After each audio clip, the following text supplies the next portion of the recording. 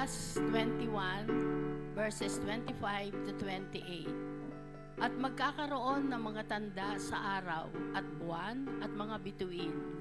At sa lupa'y magkakaroon ng kahirapan sa mga bansa na nalilito dahil sa ugong ng dagat at mga daluyong. Ang mga tao ay manlulupaypay dahil sa takot at mangangamba sa mga bagay na darating sa daigdig. Sapagkat ang mga kapangyarihan sa mga langit ay mayayanig. Pagkatapos ay makikita nila ang anak ng tao na dumarating na nasa isang ulap na may kapangyarihan at dakilang kaluwalhatian. Kapag nagsimulang mangyari ang mga bagay na ito, tumingala kayo at itaas ninyo inyong mga ulo sapagkat malapit na ang katubusan ninyo. Patuloy po tayong magmuni-muni sa harapan ng Panginoon.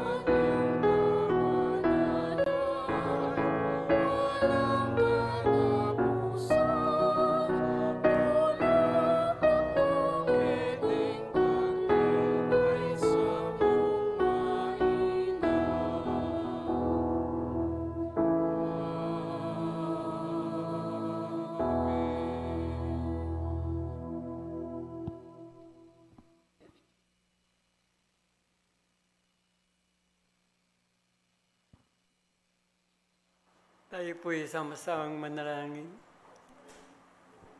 O Panginoon Diyos na makapangyarihan sa lahat, tinupad mo ang iyong pangako na kung saan kami nagkakatipon, ikaw ay naroon.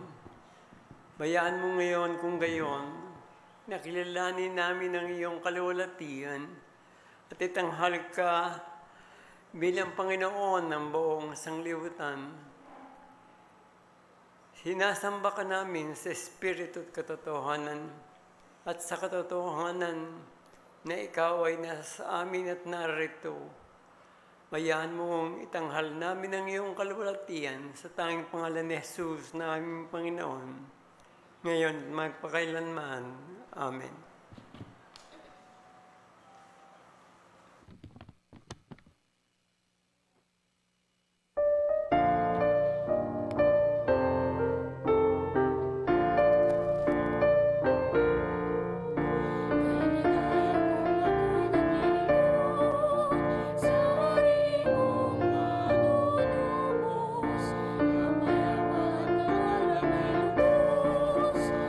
Kung ako'y naging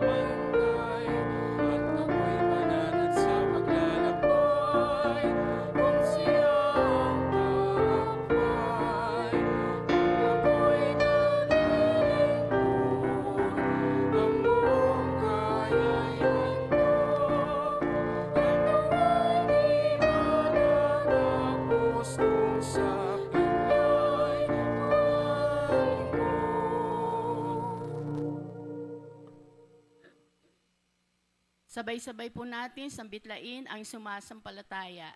Tayo pong lahat, sumasampalataya ako sa Diyos Amang makapangyarihan sa lahat, lumalang ng langit at lupa, at kay Jesucristo na anak na bugtong niya, Panginoon natin na sa hiwaga ng Espiritu Santo, ipinanganak ng Birheng Maria, nagdamdam ng hirap sa katulan ni Poncio Pilato, ipinako sa krus, namatay at inilibing, sa ikatlong araw ay nabuhay sa mga patay, umakyat sa langit at umupo sa kanan ng Diyos Amang makapangyarihan sa lahat. Doon magmumula at paririto upang humukom sa mga buhay at mga patay. Sinasampalatayanan ko ang Espiritu Santo, ang banal na iglesyang laganap, ang pagkakaisa ng mga banal, ang kapatawaran sa mga kasalanan, ang kabuhayan ng katawan, at ang buhay na walang hanggan. Siya nawa.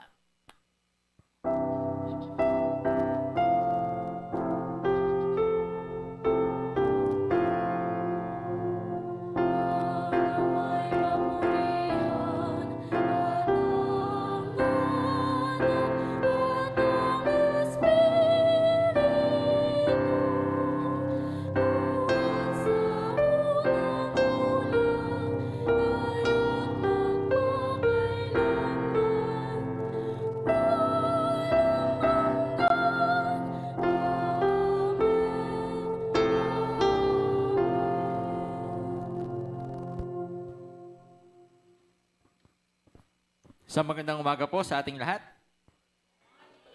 So yan muli, sama-sama po tayong umawit at magpuri sa ating Panginoon.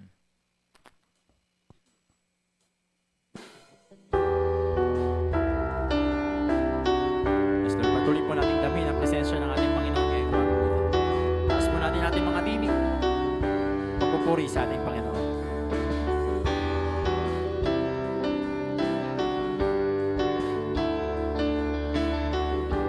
Samahan niyo po ako sa pag-awit. Tayo po lahat. Love unfailing, overtaking my heart. You take me in, finding peace again. Fear is lost in all you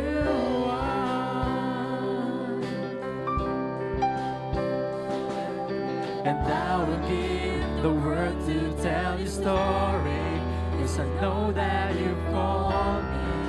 I know that you've called me. I've lost myself for good within your promise. I won't hide it.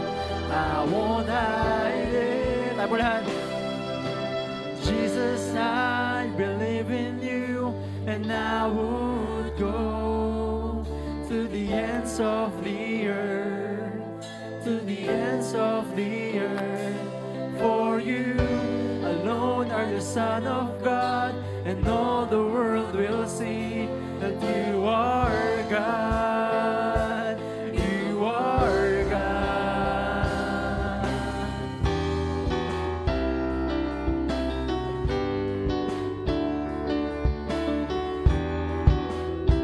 Isa pa tayo po lahat.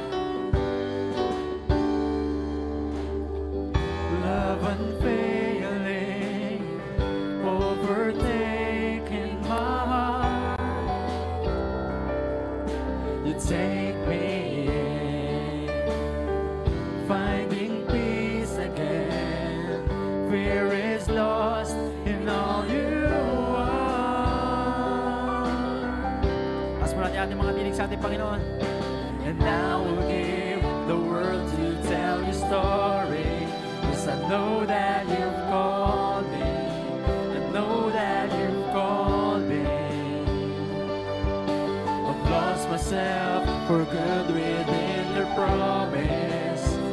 I won't hide it. I won't hide it. Tayo po lahat. Jesus, I believe in you, and I would go to the ends of the earth, to the ends of the earth.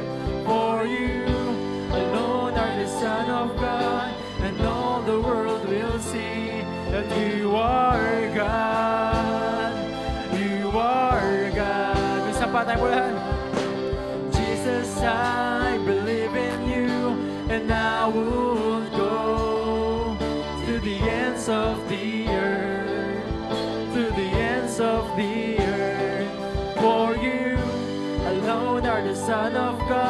and all the world will see that you are God. You are God.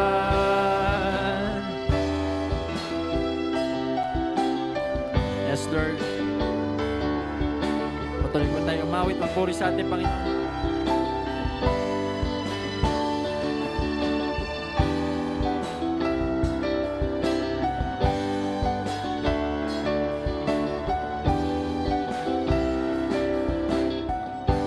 Isa pa tayo po lahat. Jesus, I believe in you, and I would go to the ends of the earth, to the ends of the earth. For you alone are the Son of God, and all the world will see that you are God. You are God. Jesus, I believe in you, and I would go to the ends of the earth, to the ends of the earth. For you alone are the Son of God, and all the world will see that you are God. You are God.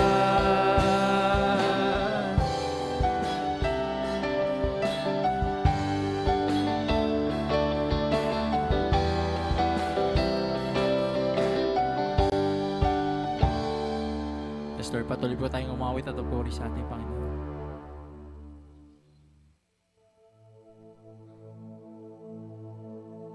Yes, Lord, damihin natin ang presensya ng ating Panginoon ngayong umagang ito.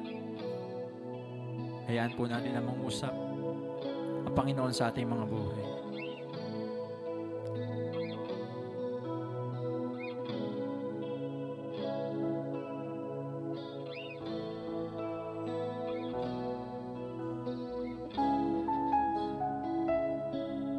Samahan niyo po ako sa pag-awit. Tayo po lahat.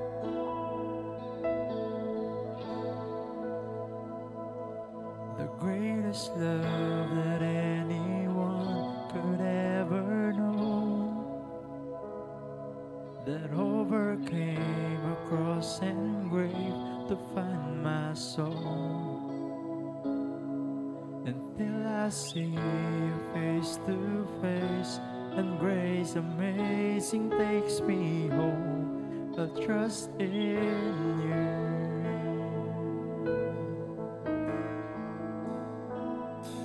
And all I am, I live to see your kingdom come.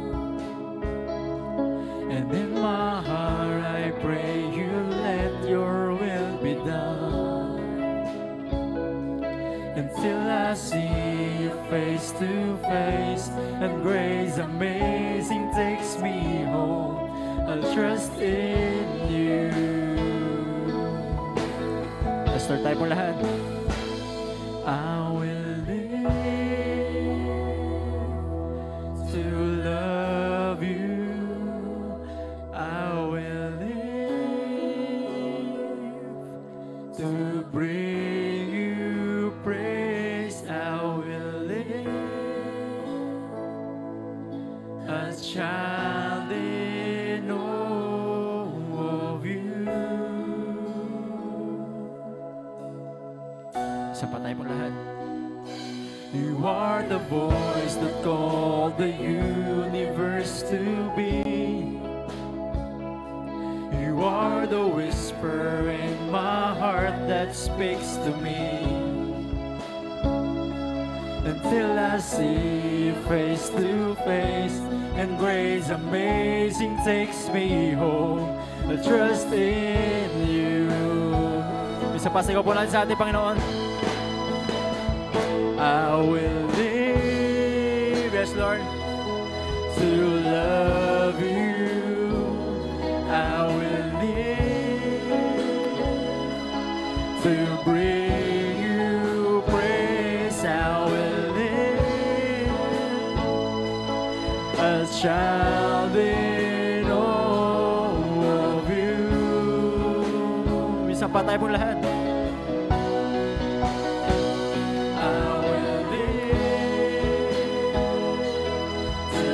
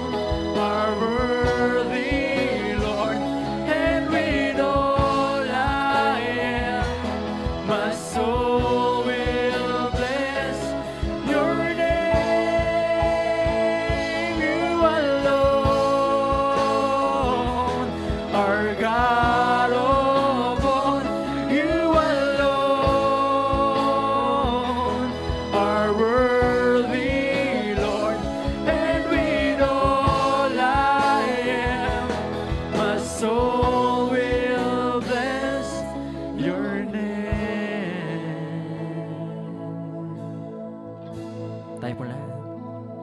I will live. Yes, Lord. Iyon po natin sa ating Panginoon.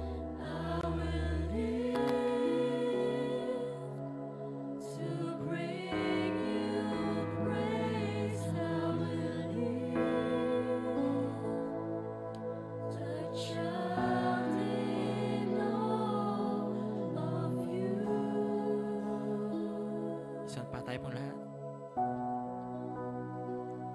I will live to love you. I will live to bring you praise. I will live a child in all of you. Yes, Lord, palakpan po natin ating Panginoon.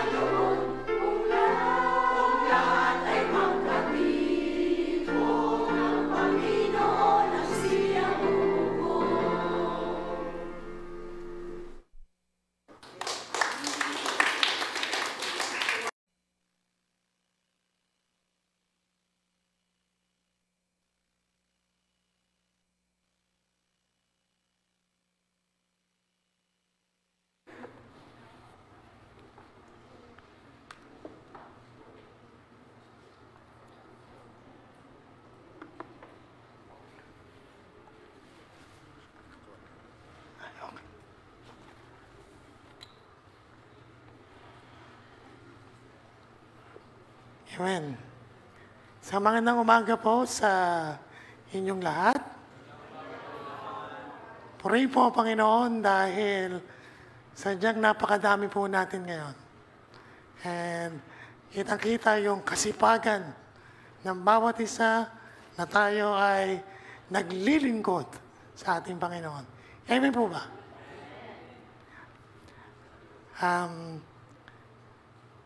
Sandali po tayo manalangin. Maging kalugod-lugod nawa, mga salita ng aking bibig, ang pagbubulay-bulay ng iyong mga salita sa iyong harapan. O Panginoon Diyos na aking manunubos. Sa pangalan ni Jesus, amen.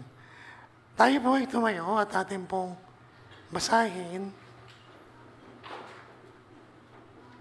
ang teksto na pagbabatayan natin ngayong umaga. Ito po ay makikita sa mga taga-Tesalonica. 5:1-12. Na ganito po ang sinasabi. Mga kapatid, hindi na kailangan isulat ko pa sa inyo kung kailan magaganap ang mga bagay na ito. Sapagkat alam na ninyo, ang pagdating ng araw ng Panginoon ay tulad ng pagdating ng magnanakaw sa gabi. Kapag sinasabi ng mga tao, tiwasay at panatag ang lahat, biglang darating ang kapahamakan. Sila'y makakahiwas. Hindi sila makakahiwas sapagkat ang pagdating nito ay pagsumpong ng sakit ng tiyan ng isang babaeng manganganak. Ngunit, wala na kayo sa kadiliman, mga kapatid, kaya't hindi kayo mabibigla. Sa araw na iyon, darating na parang magnanakaw. Kayo lahat ay kabilang sa panig ng liwanag, sa panig ng araw, hindi sa panig ng gabi o dilim. Kaya nga, kailangan tayo manatiling gising, laging handa at malinaw ang isip. At di tulad ng iba, sa gabi ang karaniway natutulog ang tao at sa gabi naman karaniwang naglalasing. Number 8, ngunit dahil tayo sa panig ng araw, dapat maging matalino ang ating pag-iisip. Isuot natin ang baluti ng pananampalataya at pag-ibig. Isuot ang helmet ng pag-asa sa pagliligtas sa gagawin sa atin ng Diyos. Hindi tayo pinili ng Diyos upang bagsakan ng buot, kundi iligtas sa pamamagitan ng Panginoong Kristo. Namatay siya para sa atin upang tayo mabuhay na kasama niya, maging buhay man o patay sa kanyang muling pagparito. Dahil dito, palakasin ninyo ang inyong loob.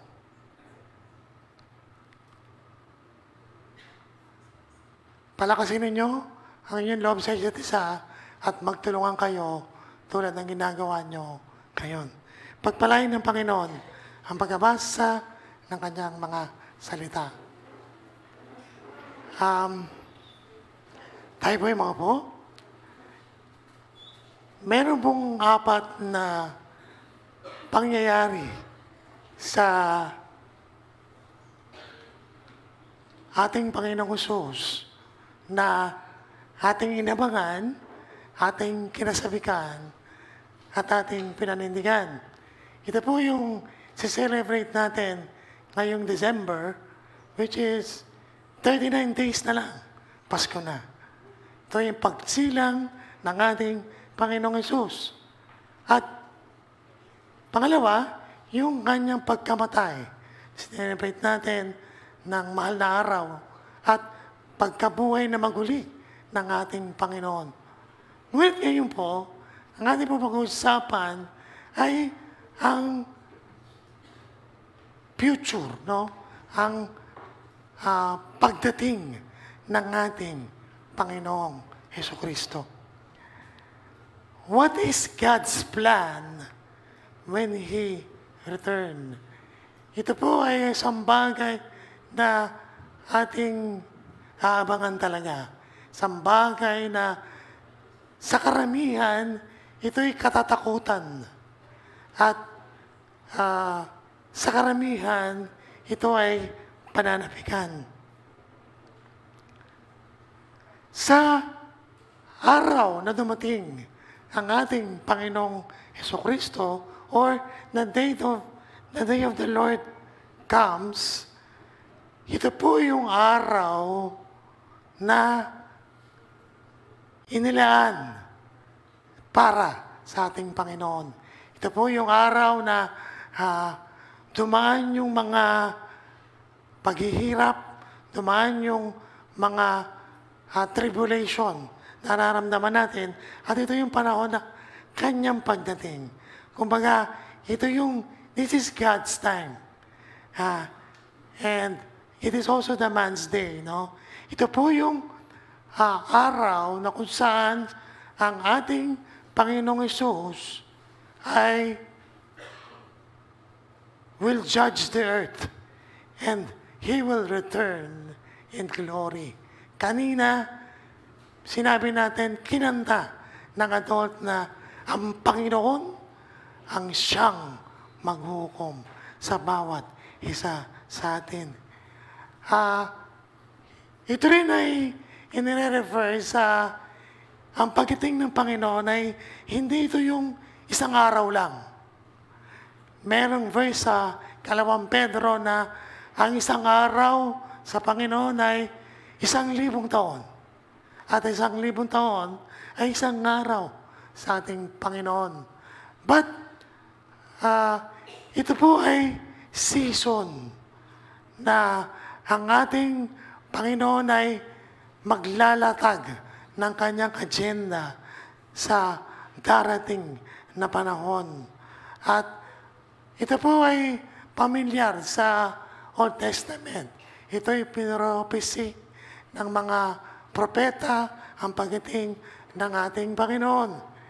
It denotes the day when God intervenes in history to judge the enemy, yung kanyang mga kalaban, to deliver His people, ipunin ang mga nasa kanya at mag-establish ng kingdom sa mundong ito.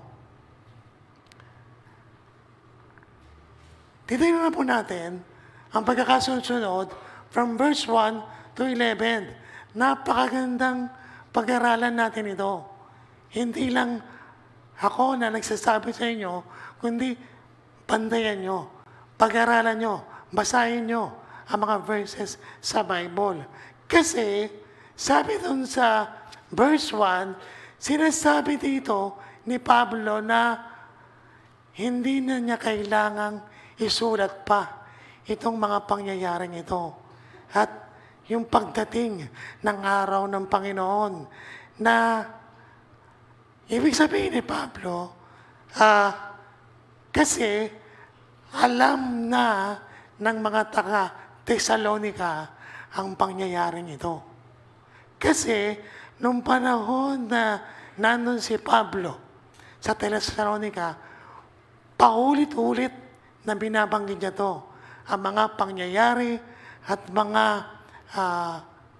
mangyayari sa araw ng pagdating ng ating Panginoon. Pero, sabi ko nga, ang dapat nating tingnan dito is we must only tingnan yung time, yung season, kung kailan darating ito.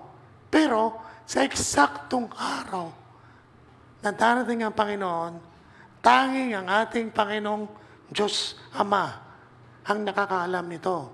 Sapagkat, sabi po sa Mateo 24:36, but concerning the day and hour, no one knows.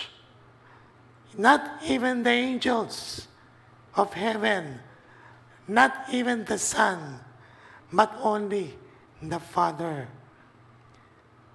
Tanging ang Panginoong Diyos lamang, ang ating Ama, ang nakakaalam kung kailan darating ang mga bagay na ito. So, sa ating pong mga mananampalataya, ito isang bagay na maaaring hindi natin ito katakutan. Ngunit, maaaring natin itong abangan, maaaring itong pananabikan, maaaring natin itong paghandaan. Kasi, sinabi na at ibinigay sa atin ang mga bagay na ito. Sa verse 2 and 3, pinapakita po rito yung dalawang bagay na metaphor na sinasabi, paano darating ang ating Panginoon. Dalawang pangyayari. Una, sabi, ito'y tulad ng magnanakaw sa gabi. So, ang pagdating ng ating Panginoon ay parang isang magnanakaw sa gabi. Pangalawa, para din itong isang ina na manganganak na dumaranas ng labor pains. No? At dito, titignan din natin ano yung dapat gawin ng isang Kristiyano kapag dumating na ang ating Panginoon. Babanggitin natin na sa pagdating ng ating Panginoon, tayo kabilang na sa liwanag. Tayo nasa panig ng araw. At dapat tayo manatiling gising, laging handa at malinaw ang pag-iisip. Tingnan po natin ito sa metaphor na sinabi. Sabi, ang pagdating ng araw ng Panginoon ay tulad daw po ng magnanakaw sa gabi. Like a thief in the night. Na kung saan ito'y dumarating po na hindi natin inaasahan. We are caught unaware. Ngunit, sabi ko nga po, sa mga hindi mananampalataya, sa mga hindi naniniwala sa ating Panginoon, ito isang babala. Ito isang dapat nilang katakutan dahil hindi sila sumampalataya sa ating Panginoon. Sila yung mga taong hindi inabutan na tumanggap sila sa Panginoon. Ang kanilang spiritual na nakatatayuan ay patay. Ngunit sa atin po na mga mananampalataya, ano po yung dapat natin tignan dito?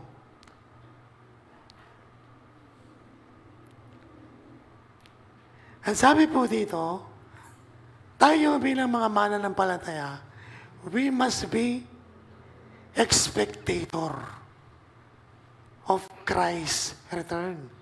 We expect ang pagdating ng ating Panginoon. Nang ibig sabihin, tayo pong mga mananampalataya na naniniwala sa ating Panginoon, ay dapat we must live in active participation.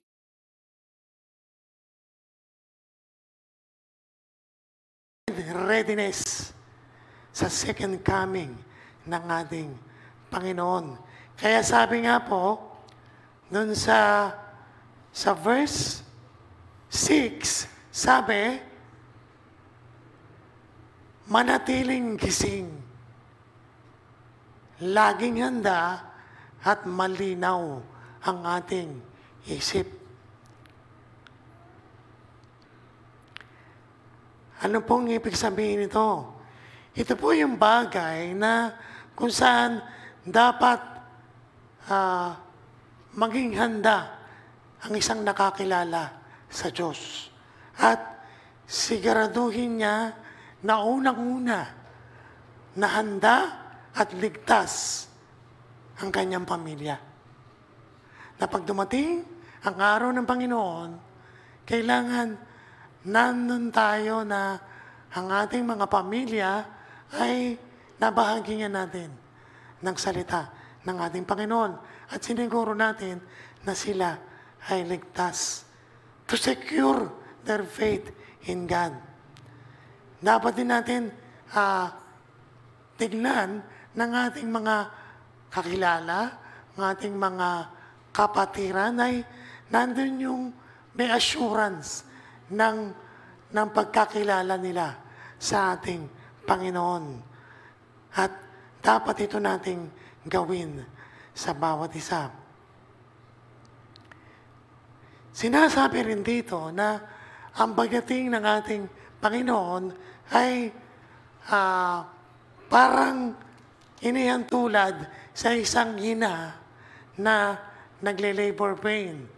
So ako, hindi ko naman naranasan yon, ngunit naging kabahagi ako nung panahon na si Cynthia ay manganganak at yun, lalabas niya si Isabel.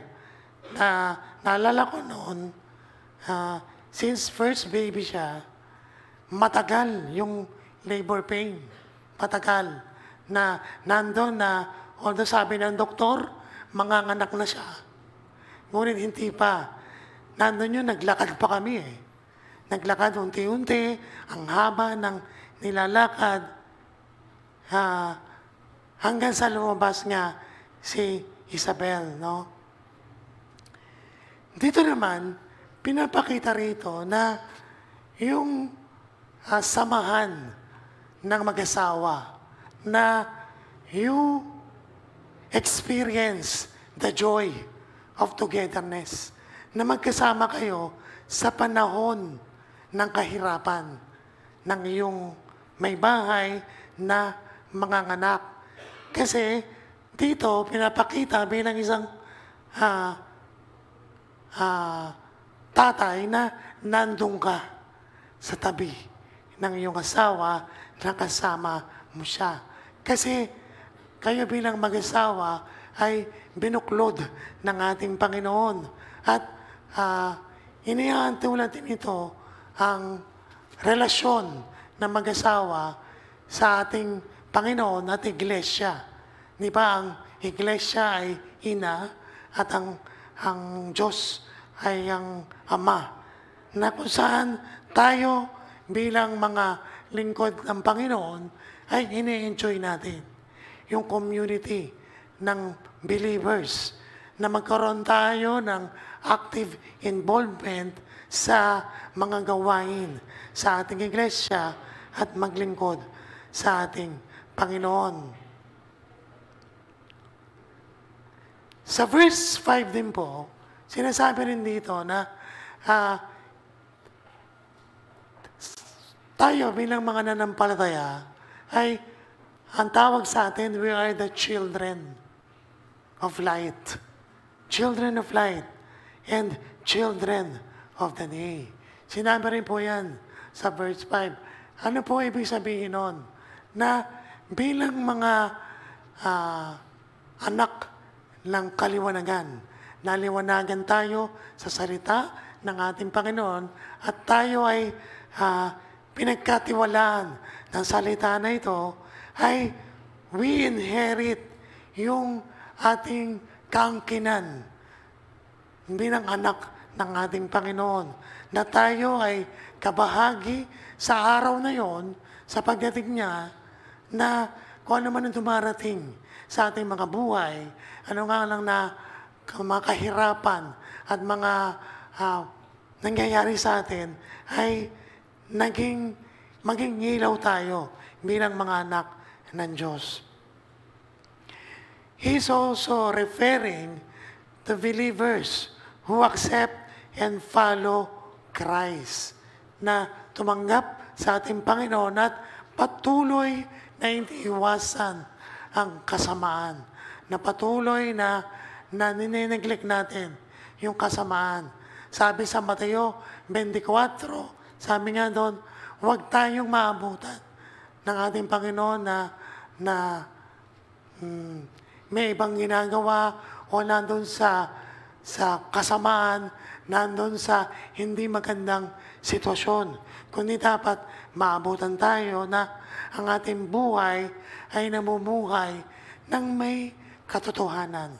Katotohanan sa kanyang salita, katotohanan sa buhay na binigay sa atin.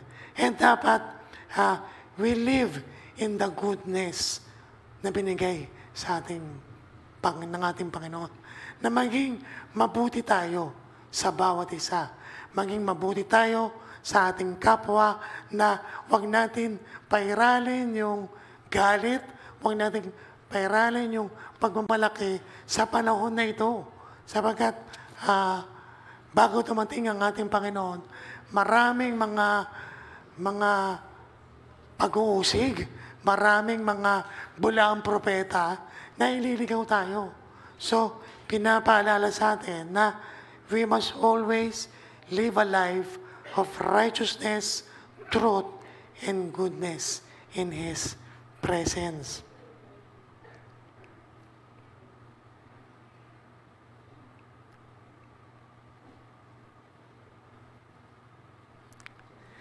Sa verse 8 po, pinapakita dito, sabi na sa verse 8, na meron tayong dapat isuot sa ating mga sarili bilang mga lingkod ng ating Panginoon.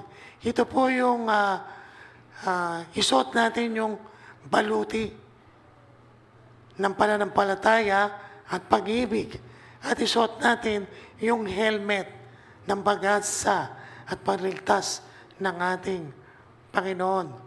Ano po ang ibig sabihin nito?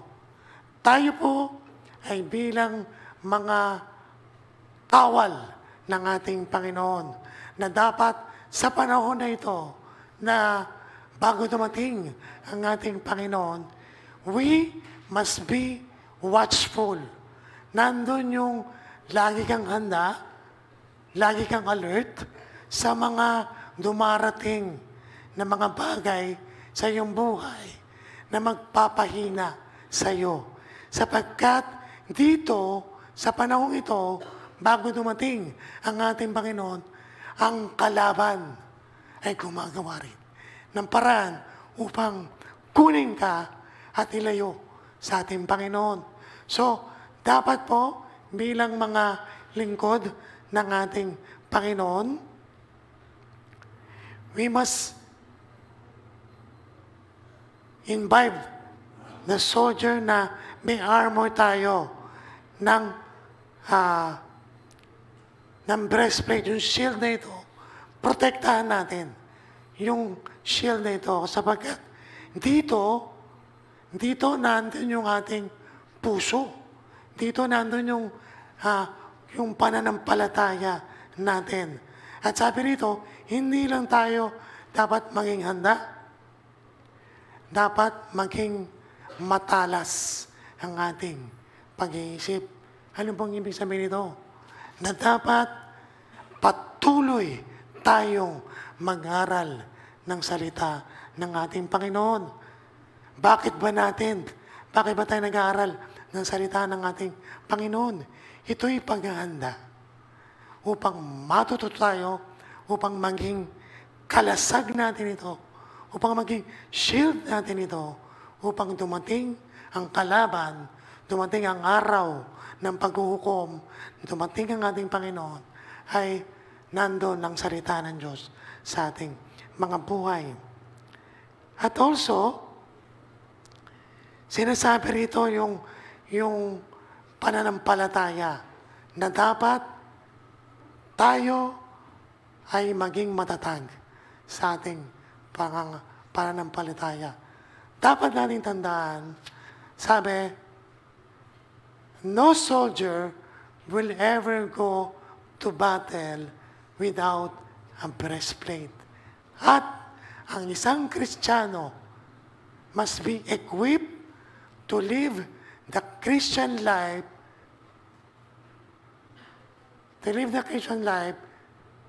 with faith and love. And dapat naging ang pananampalataya at pag-ibig ay nasa sa atin. Sapagkat ang panahong ito ay susubukin ka, uusikin ka, at pipilitin ka na malayo sa ating Panginoon. Ngunit, sa ating pong mga buhay, ano po yung ginawa ng Diyos sa atin, mga buhay? Ang sabi po sa unang Tesalonica 5, 9 hanggang 10, sabi, hindi tayo pinili ng Diyos upang bagsakan ng puot.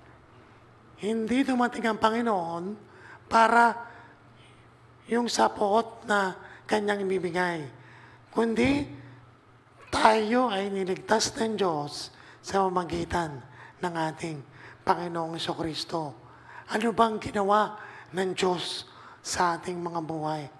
Namatay siya para sa atin upang tayo mabuhay na kasama niya.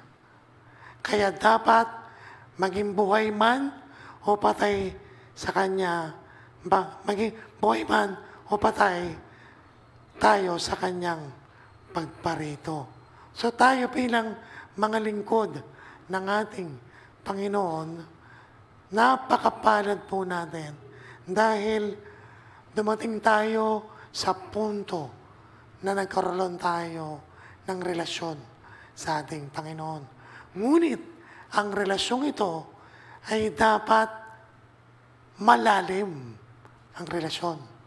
Dapat dinidevelop natin yung relasyon sa ating Panginoon. Dapat nag-i-invest tayo ng panahon sa pag-aaral, sa pananalangin, sa pakikipag-fellowship sa ating kapatiran. At dapat pinapractice natin na tayo maging mabuting halimbawa ng iba upang kuhanan nila ng kalakasan sa kanilang mga buhay. At sabi po sa verse 11, ang pagdating po ng ating Panginoon, ang dapat maging ugali ng mga mananampalataya na tinuro ni Pablo sa mga Thessalonica is, sabi, palakasin ninyo ang loob ng isa't isa. Therefore, we must comfort each other and edify one another. Ano pong ibig sabihin nito? Pinapaalala dito ni Pablo na we must not take comfort, kundi we give comfort. Magbigay ng pag-alalay, magbigay ng comfort sa mga taong nanghihina, sa mga taong walang alam sa salita ng Diyos, sa mga taong nag-aaral pa lang ng salita ng Diyos. Give comfort sa bawat isa, sa kapatiran, sa mga kaibigan na wala pa sa ating Panginoon. Sapagat ang puso po ng isang Kristiyano is to comfort each other. Magbigay ng concern sa ating kapwa. Alamin ang kalagayan ng bawat isa at siguraduhin nasa Kanya ang kaligtasan. Pangalawa, sabi, we must edify each other. Edify means to build up. Huwag tayong maging parang katitisuran, huwag tayong maging kahinaan ng bawat isa sa pagdating ng araw ng Panginoon. Kundi dapat tayo ay maging encouragement. Dapat tayo ay punong-puno ng pag-ibig, punong-puno ng pagkapasensya, punong-puno ng fruits of the Holy Spirit upang paggampanan natin ang sinasabi ng ating Panginoon.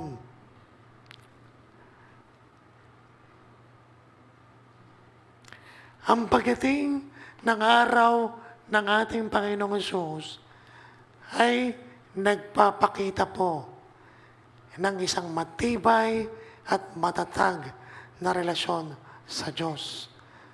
Dapat po ay matibay tayo hanggang sa uli.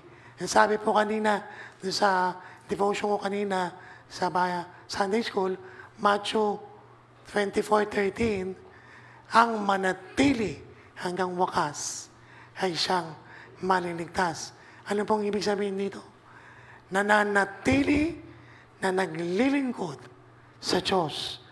Nananatili na pinaninintigan ang salita ng Diyos. At nananatili na nilalabanan kung ano man yung mga balakid, ano man yung mga pagsubok na darating. Dapat po sa panahong ito, tayo ay maging matibay sa ating pananampalataya. Hindi natitinag, nagiging matibay hanggang sa uli.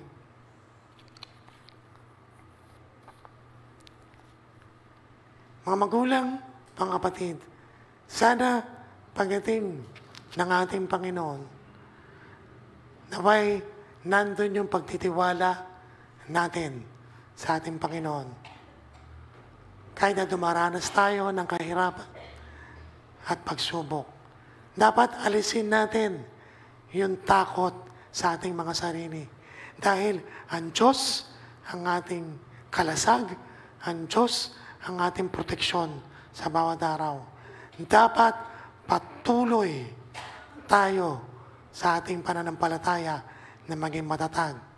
Dapat aktibo sa gawain, tuloy na mag-aral ng kanyang banal salita, manalangin at mahalin ng Diyos at ang ating kapwa at tapang. Dapat magpakatapang tayo sa panahon ng pagdating ng ating Panginoon. Sapagkat ito'y pagdating na kung saan siya ay mag-judge sa mga hindi naniniwala, ay siya magbibigay ng gantimpala sa mga naniniwala sa kanila. Nawa po sa maiksing mensahe na to, tunay na patuloy tayong maglingkod sa ating Panginoon. Tayo po ay tumayo. Tayo ay manalangin. Dakilang Diyos, namang makapangyarihan sa lahat. Pinupuri ka namin, pinapasalamatan sa gabing ito. Ama, alam namin na Ikaw ang aming Panginoon at tagapagligtas. Patuloy mo kaming ihanda sa panahon ng pag-uusig, sa panahon ng pagsubok sa aming pananampalataya.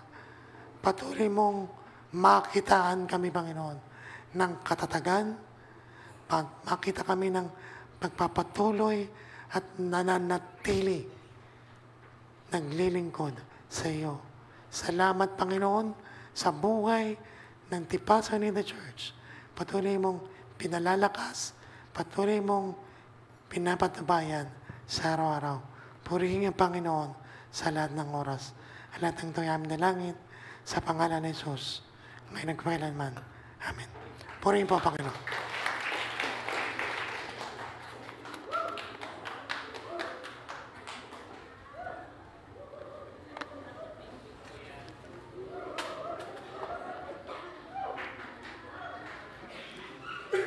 Namin pa.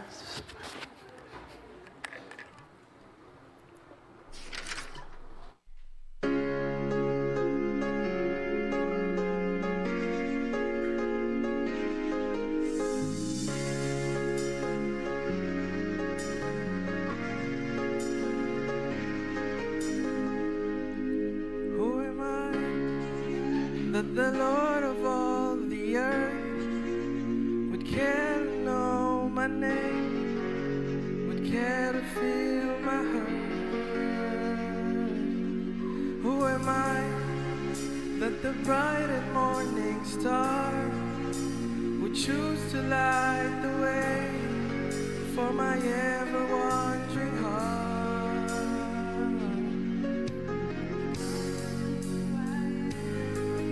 But because of what you've done, not because of what I've done, but because of who you are.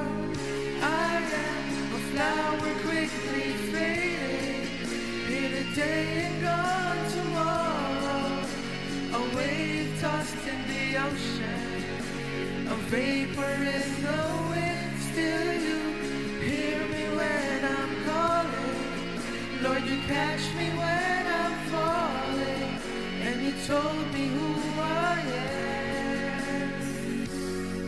I am yours.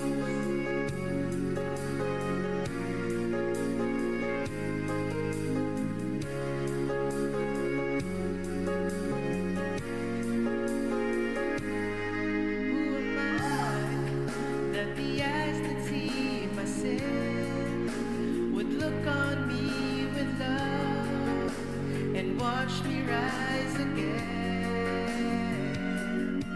Who am I that the voice that calmed the sea would call out to the rain and calm the storm in me? Not because of who I am, but because of what you've done. Not because of what I've done, but because of who you are. I am a flower quickly fading, here today and gone tomorrow, a wave tossed in the ocean, a vapor in the wind. Still you hear me when I'm calling, Lord, you catch me when I'm falling, and you told me who I am. I am yours.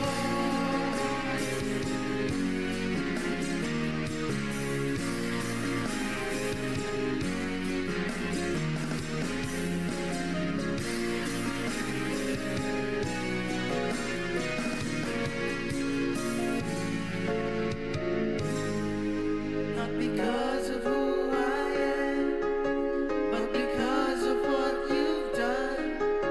Not because of what I've done, but because of who you are.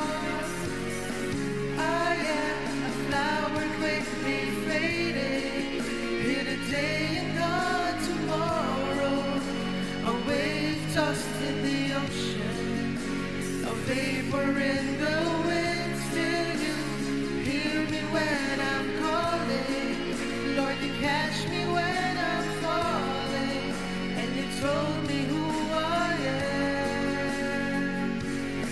I am yours.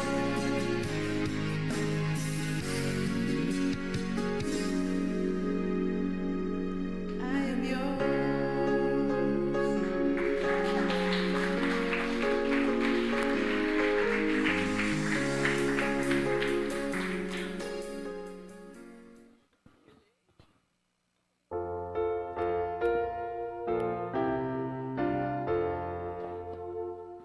May tanggap yaring handog ng pusong may lugod.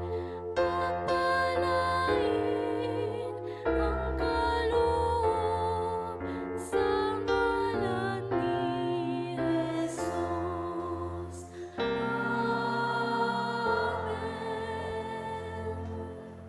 Tayo po ay manalangin.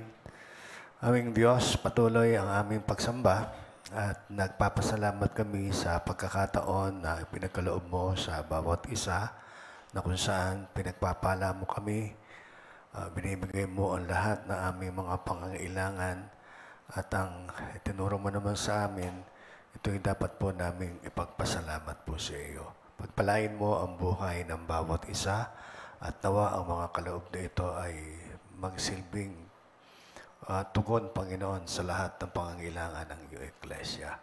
Sa pagkakataong ito, ang bawat isa ay maaring lumako sa harapan sa kadahilan ng kanilang kaarawan. Ang iba ay anibersaryo ng kasal at ang iba ay mayroong pagpapalang tinanggap at nais nilang itong itaas na mayroong pagpapasalamat. Sa pamamagitan ng pagpapatong ng kamay ng iyong mga lingkod sa kanilang mga ulo, igawad mo, Ama, ang iyong makapangyarihang basbas.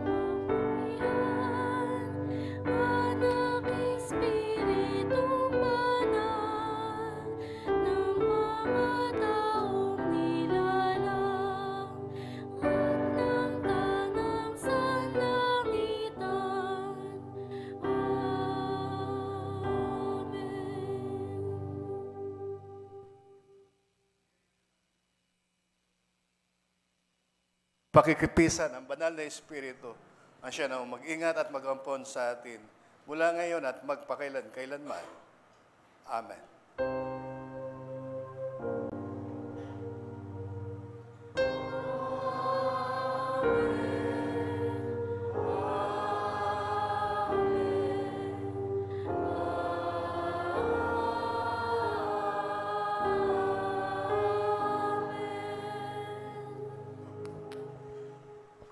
Ating pong basahin ang pabaong mensahe, tayo pong lahat. Sa iyong pagbabalik, Panginoon, matagpuan ninyo akong handa. Gising, patuloy na naglilingkod, may matibay na pananampalataya. Ipinapalaganap ang inyong salita, hindi natitinag at nananatiling tapat hanggang huli. Ang ating pong mission statement, tayo pong lahat, Antipas Unida Church na binuo sa pag-ibig ng Diyos, ay iglesyang matatag, nagkakaisa sa pananampalataya, huwaran at ilaw sa pamayanan, at lumalakad sa gabay ng Espiritu Santo na ang layunin ay humayo at ipalaganap ang banal na salita ng Diyos.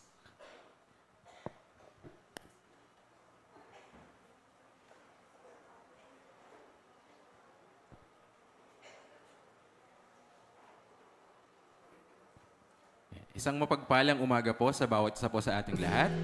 At welcome po sa atin pong Tipas Unida Church, the church that sa atin pong mga pagbabalita ngayon pong November 16, 2025, sa atin pong naging Sunday worship service, ang naghatid po ng mensahe ang atin pong Predicator George Filio. Tanging awit, Brother Noriel Ordonez and Sister Nika Lantan, gayon din po ang TUC Adult Choir. Ang nagsindi po ng kandila, Sister Cariza Santa Ana. Hymns Leader, Sister Jeneline Dimagila. Narration Leader, Sister Edith Maglipon.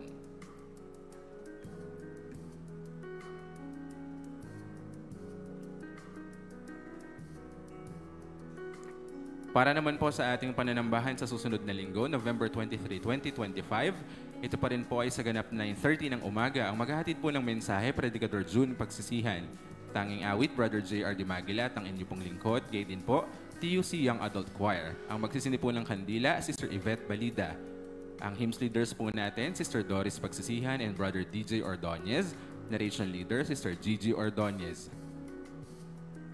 Sa atin naman pong midweek service and prayer meeting sa darating po na November 20, 2025, ito po ay sa ganap po na 7:30 ng gabi. Ang maghahatid po ng mensahe, Sister Edith Maglipon. Patnugot, Brother Miko Magbalana. Testimony, Brother Jeff Fajardo. Ang tanging awit naman po ay si Brother Dustin Ocol at hymns leader, Sister Kia Madmedu. Narito pa po ang mga magiging speakers ng ating midweek service. Sa November 27, TNP Joey Talampas. December 4, TNP June Kayabyab. At December 11 naman po, Sister Noemi Baile. Flower sponsors po natin para po sa linggong ito, Sister Gladys Dimagila, gayon din po, Sister Lita Dolyopak. Narito po muli ang mga paalala mula sa M310 Club. Ang atin pong mga ika po ay maaari po nating i-deposit via BPI Savings Account Number 0203-179-065. Ang account name po ay Iglesia Evangelica Unida de Cristo. Maaari din po itong i-transfer via GCash. Ang number naman po ay 0917-531-2614. Ang account name po ay Lady Adelaide Filio. Ang deposit slip or transfer confirmation ay kunin po ng picture sa phone at ipadala as private message kay kapatid na Lady Filio para po ma-record. Ganyan po para po sa NOAA Project Building Blocks, ang atin pong mga kaloob ay maaari pong ibigay ng cash or ito po ay pwede rin through GCash and through Security Bank kay kapatid Andeliza Ordonez. Ang transfer confirmation po ay kunin din ng picture sa phone at ipadala as private message kay kapatid Andeliza Ordonez para po ma-record. Ang prayer meeting po, ito po ay every Wednesday sa ganap po na ika-6 ng gabi via Zoom.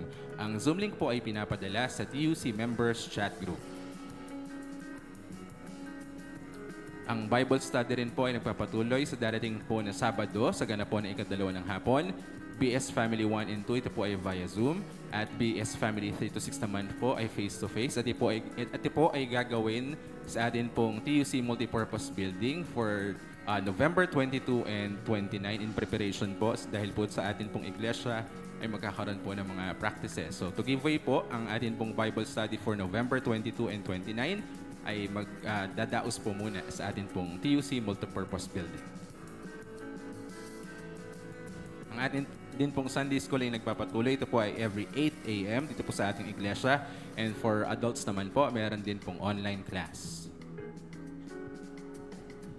Sa pangunguna po ng mga Diakono at Diakonisa, magkakaroon po ng meeting ang Send the Child Scholars. Ganyan din po ang mga magulang at mga guardians. Ngayon po yan, November 16, right after po ng ating pananambahan.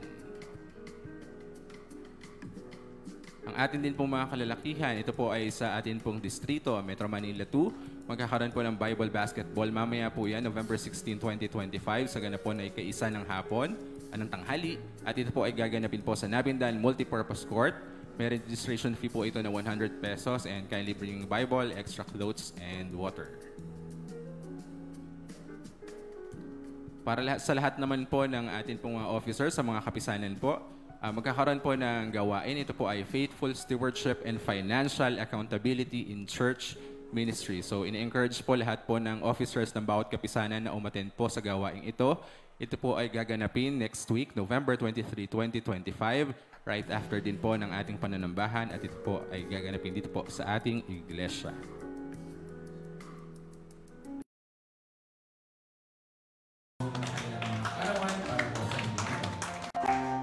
So, darating po na November 17, Sister Gladys de Maguila. November 17 din po, Brother Jassy Esguera. November 20 po, Sister Doris Pagsisihan. Muli po, happy birthday po sa inyong lahat. Gayun din po ang buong pamunuan at kapatiran ng Tipas Unida Church ay taus-puso pong nagpapaabot ng pakikiramay sa pamilya, kamag-anak at mga naiwan ni kapatid Ani Mariano Andal sa kanya pong pagyao. Dalangin po namin na ang Panginoong Diyos ang siya nawang kumalinga, sumama at umaliw sa inyo sa panahon po ng inyong pagdadalamhati.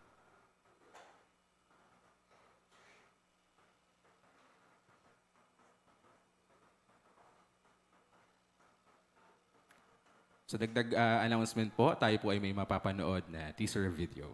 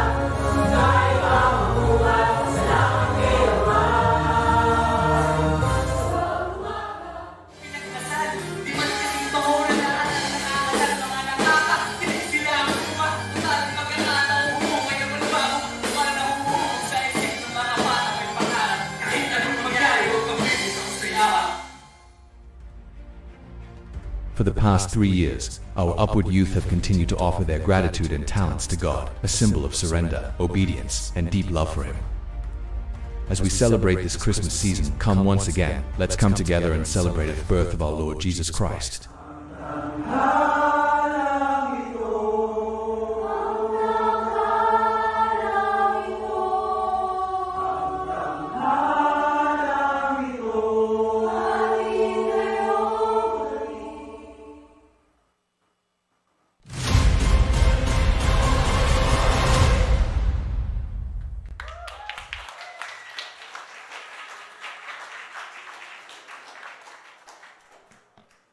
Ayan, isang mapagpalang umaga po sa ating lahat.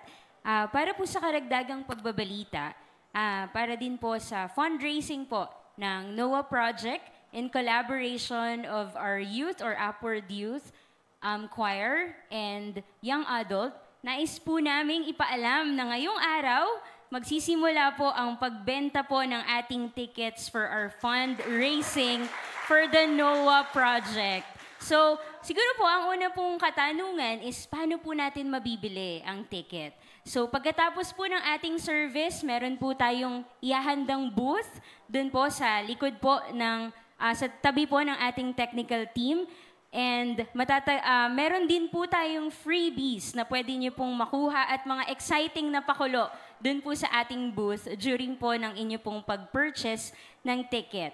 And then, just a few reminders po for our ticket stub. Pakitandaan lang po na once we purchase the ticket, ingatan po natin yung physical ticket po natin kasi magsisilbi po siyang entry pass po natin sa mismong araw po ng ating musical play. And makakasiguro din po na pagpasok po natin, makikita din po doon kung ano po yung dates po ng ticket po na ating pong binili. And then for the purchase limit, para po ma-accommodate ang lahat po ng gustong bumili, especially po with the outsiders na nagpabili po sa inyo po ngayon, minimake sure po natin na ma-accommodate po natin lahat. So ngayon, we only have maximum 5 tickets per head. So maari po tayong magbukas muli sa mga susunod na araw. We're gonna announce po sa ating page po ng And for the age restrictions, yan. Ang ticket po ay required para sa lahat ng bisitang 7 years old and above. And para po sa mga batang 6 years old below, hindi po muna siya advisable na makilahok sa ating pong musical play. Pero kung meron po kayong questions and concerns, maaari po tayong makipag-ugnayan sa ating pong youth officers and YA officers. So, maraming salamat po muli sa inyo pong suporta sa ating pong fundraising na kantahanan. Again, this is all for the glory of God and for the NOAH Project. Sama-sama po nating ipanalangin ang gawaing ito. And kung meron pa po kayong concerns and questions, don't hesitate to approach our YA officers and youth officers po. Muli, maraming salamat po at sa Diyos po ang pinakamataas na papuri. At regarding po dyan, since we're talking about the NOAH Project, ayan, bubunot na po tayo. May we call on Doc Nep Ordonez.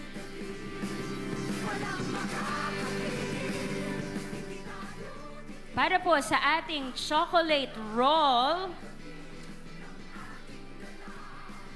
Congratulations po kay Ate Fe Fajardo.